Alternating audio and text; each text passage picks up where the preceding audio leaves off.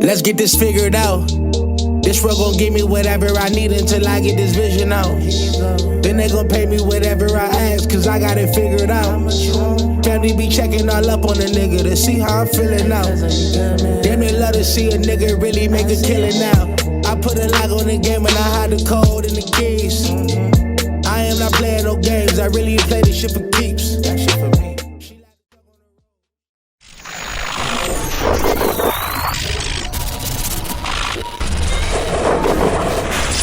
MaddenHeadz YouTube, what's going on?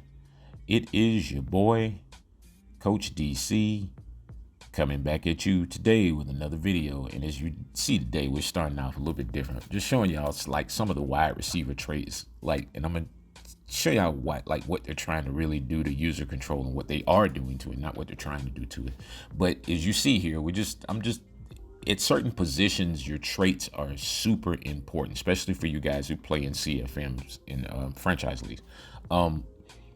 As you see here, Isovasic, whatever his name is, he has like aggressive catch or possession catch. So it's three like major traits you can get with your receivers. You can get the possession catch, the rack catch, or the aggressive catch. And also another trait I think is huge for wide receivers is the covers ball for big hits. That is huge in terms of your ball retention. I said ball retention. We're not going there today, man. We just not doing that today. Let's stick with the video, all right? So when you're trying to just make sure that you're hanging on to the ball, as you see right there, he's going up, and that appears to be an aggressive catch. And at certain points during this video, I'm gonna switch to classic so y'all can see the catches. But that was actually a rack catch because he does not have the aggressive catch trait. Now, as you've seen with the last patch or the last update or whatever, what they're trying to do with the high pass and the aggressive catch, I guess in MUT, it's gotten a little bit out of hand. So we all have to kind of yield to the hand of MUT as it refers to these patches and adjustments. And so now what's going on is the aggressive catch. Your probability of aggressive catches, or the probability that something stupid is going to happen when you do an aggressive catch, is higher, even if your guy has the trait or not. If they don't have the trait, I would suggest that you start going for catches with the traits that they have, like catch and run, the rack catch, or the secure catch. And if you are able to put your guys in the positions, get in that good launch position, as I call it, to go for to trigger the animation, then you're still gonna get like aggressive catch styled animations. They're just not gonna be technically, you're not gonna be hitting triangle or Y, to make the aggressive catches. As you see the little stutter right there. Something I'm really getting really proficient at is this little stutter move. I'll probably talk about that a little bit in one of the upcoming virtuals. It's really like kind of crazy how you can really get your guy in position with just a little bit of slowdown. And Wicks is one of those receivers I was telling you guys about in the last video.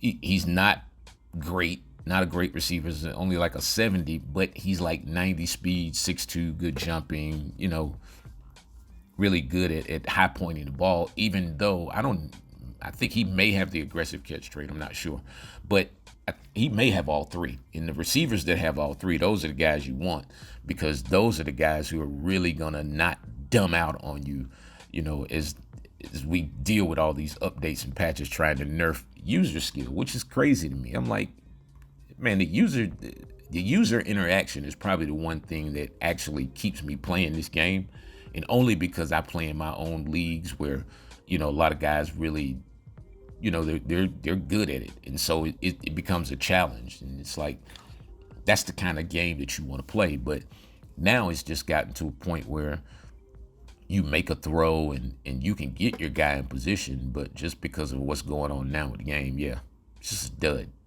It's just like, it's crazy, and there's no rhyme or reason to it. And I guess this is the only rhyme or reason I can figure out, is because maybe you don't have the aggressive catch trait.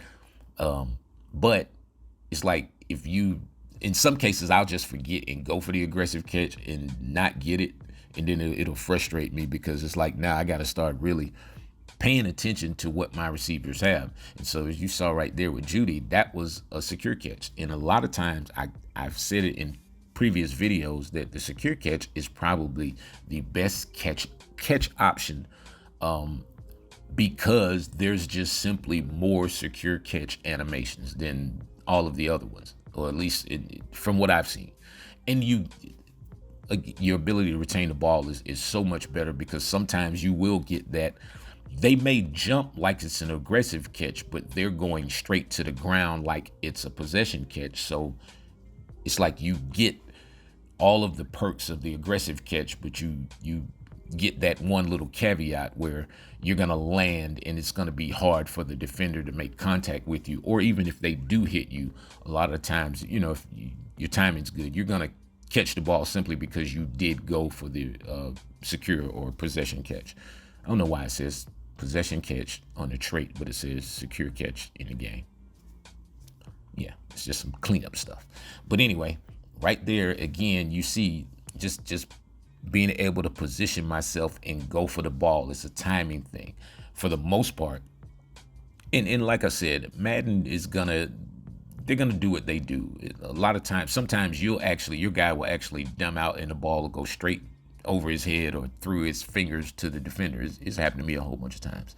And so again, it's like sometimes you just have to make sure that you're going for the proper catch that's within the wide receiver's traits. If that wide receiver does have a rat catch trait, then he's gonna get that last little burst or that last little animation. You see right here, I'm throwing to a running back who obviously does not have the aggressive catch trait, but again, he has the secure catch trait, so you go for the secure catch, but you get the aggressive looking catch animation. And I know I may have said that wrong, but before, yeah. But it's timing, and if you put your guy into the right position and go up at the right time, even if you're going for the secure catch, you will get an aggressive catch styled animation. So, or like a rat catch style animation. That's a secure catch with a rat catch styled animation. They're gonna give you the animation for the situation, but it is up to you to just call on the right catch for the guy that you're throwing to. And it's terrible that I even have to make this video now, because it just is what it is. You see right there, simple secure catch, positioning, all the perks of the rat catch, but like, again, that big caveat of hanging on to the ball and coming down with it. And none of my receivers are superstars. None of them. I'm starting with my young skill set talent with this Chiefs team. Basically just gutted it. Well, for the most part, of the offensive talent, like Kelsey and those guys. Some crazy games yesterday too. I know I'm all off topic, but as you see right there, again, it's the user skill stuff is like it's so subject to whatever the game decides at this point now, that it's y'all can hear it in my voice. The game is like on certain days it's terrible to play because it does not matter what you do. Like I said, that this guy's made that throw 3 or 4 times during this game to perfection, and then the time that he needs it, of course, he gets the terrible throw. And yeah, it's just it is what it is.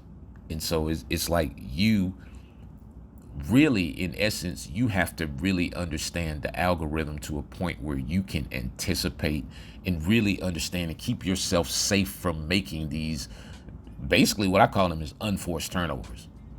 Because if it's not the user on the other team and you're just throwing it to the defense, I mean, bad throws or bad reads are bad reads, but a lot of these situations, guys are throwing passes that they've thrown before, and the pass is probably in a good spot, but it's just like we don't know when the AI is going to be triggered to make a play and when it's not. It's like sometimes the AI will make a crazy play, and then sometimes they'll literally just stand there and wait till the guy catches the ball before they even make a move towards him to try to hit him or knock out or anything. All right, so on to this part where it just has gotten so utterly ridiculous. Now, as you see, I'm clicking onto the guy, and Yeah. This is what Madden has come to at this point. Yeah. And so this stuff is happening in the field of play during games simply because the algorithm, you can only have a certain measure of success with user skill in the things that you do. If the algorithm deems that it's too successful or it's too easy to do, then they're going to stop it themselves. Yeah. So a lot of these cases, a lot of times where you might be playing a guy and you feel like your guys are just not reacting or whatever, then it's just certain situations where things are just going to happen. I lost on a tip ball last night. And this tip ball thing is utterly like, this is, okay, EA people, let me address y'all one more time. There's this thing called gravity, right? And yeah, I don't know who discovered it. Half the stuff I'm told, I don't know if it's true. But what goes up must come down. Doesn't mean it has to go up and stay up. We're not on the moon here. You know, we're actually in a video game. We're not even on Earth, are we? Yeah, but anyway. In other words, can the ball just drop to the ground sometimes? Anyway, man, it's your boy, Coach DC 404. I'm out.